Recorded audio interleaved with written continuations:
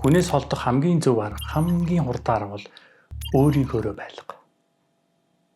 Ингэсэн цагт хүн хэн бэ гэдгээ өөрөө л ил гаргадаг.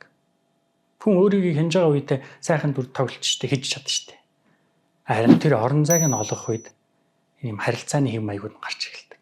Таныг хүндэлдэг үү, таныг үл тооддог үү, таныг хариу өгдөг үү, эсвэл зайлс хийдэг үү ч гэдэм. Эдгээр чи өөрөө тодор. Ан чамайг алдъя гэдэг байгаа бол одоо яа их вэ гэж болно шүү дээ. Чамайг үнэлэхгүй байна. Чамд буцааж энерги өгөхгүй байна. Ямар ч утга байхгүй. Харилцааны хамгийн том алдаа хүний тогтмол давтагддаг хэв маягийг хараад хүлээгээд байж байгаа.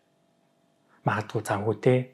Магадгүй нэг тийм л хүн дээ гэж бодоод нөгөө тэр үгэндээ өөрийгөө итгүүлэхийг зорддог.